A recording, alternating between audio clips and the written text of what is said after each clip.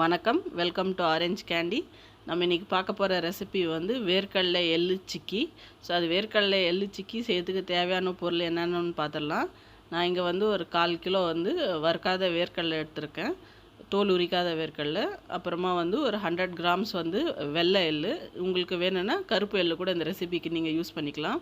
அப்புறம் வாசனைக்கு 2 ஏலக்காய், அப்புறமா 1/4 கிலோ வெல்லமுக்கு பதிலாக நீங்கள் வந்து கருப்பட்டி கூட யூஸ் பண்ணிக்கலாம் இந்த ரெசிபிக்கு. வாங்க இது எப்படி செய்யறதுன்னு பார்க்கலாம். இப்போது ஃபஸ்ட்டு வந்து நம்ம ஒரு சூடான கடாயில் வந்து வேர்க்கடலையை போட்டு நல்லா வறுத்து எடுத்துக்கலாம்.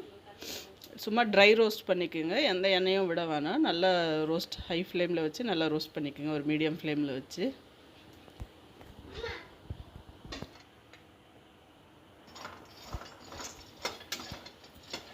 அது வேர்க்கடலை நல்லா வறுத்து அது வாசனை வர வரைக்கும் நல்லா வந்து நம்ம ரோஸ்ட் பண்ணிக்கணும். அதை வேர்க்கடலை இப்போ நல்லா ரோஸ்ட் ஆகிடுச்சு, ஸ்டவ் ஆஃப் பண்ணிடலாம். இது ஒரு பாத்திரத்தில் சூடாகிடுச்சு. இப்போ வந்து நம்ம எள்ளை எடுத்து வச்சு வறுத்தரலாம். நம்ம வேர்க்கடலை வந்து நல்லா ரோஸ்ட் பண்ணிவிட்டு ஆற விட்டுட்டு இப்போ நம்ம அதுக்கு தோலை உரிச்சிடணும். ஸோ அது ஆறட்டோன்னு விட்டுட்டு நம்ம வந்து அந்த டைமில் வந்து எள்ளை நல்லா வந்து பொன்னிறமாக வறுத்து எடுத்துக்கலாம். இப்போ பாருங்கள், இந்த எள்ளு வெடிக்க ஆரம்பிச்சிச்சு. ஸோ வெடிக்க ஆரம்பிச்சிச்சுனாலே நம்மளுக்கு தெரிஞ்சிச்சு எள்ளு வந்து நல்லா வறுபட்டுருச்சுன்னு. ஸோ இந்த ஸ்டேஜில் வந்து நம்ம இதுவும் ஒரு பிளேட்டில் எடுத்து ட்ரான்ஸ்ஃபர் பண்ணிடலாம். இப்போ பாருங்கள், நம்ம வறுத்த வேர்க்கடலையை வந்து நல்லா ஆறுனதுக்கப்புறம் தோல் உரிச்சி எடுத்து வச்சாச்சு. அதே மாதிரி வந்து எள்ளையும் நல்லா வறுத்து எடுத்து வச்சாச்சு. இப்போ வந்து நம்ம ஒரு ட்ரையான மிக்ஸி ஜாரில் வந்து இருக்கிற இன்க்ரீடியன்ட்ஸ் எல்லாமே போட்டு நல்லா அரைச்சிக்கலாம். ஸோ நம்ம வந்து வேர்க்கடலை, எள்ளு, அப்புறமா 2 ஏலக்காய், அப்புறமா வந்து 1/4 கிலோ வெல்லம், இதெல்லாமே போட்டு ஒரு மிக்ஸி ஜார் தண்ணி இல்லாமல் நல்லா ட்ரை ஆகிற மிக்ஸி ஜாரில் போட்டு இப்போ நம்ம எல்லாத்தையும் போட்டு நல்லா கிரைண்ட் பண்ணி எடுத்துக்கலாம்.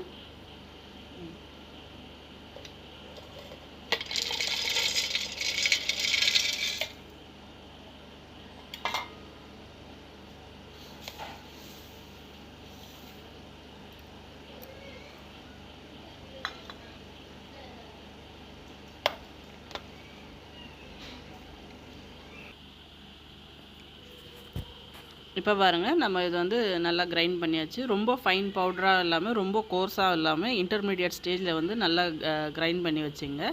ஸோ இப்போ இந்த பதத்தில் இருக்கும்போது, சூடாக இருக்கும்போதே வந்து நம்ம கையால் வந்து சின்ன சின்ன உருண்டையாக பிடிச்சிக்கலாம். அதை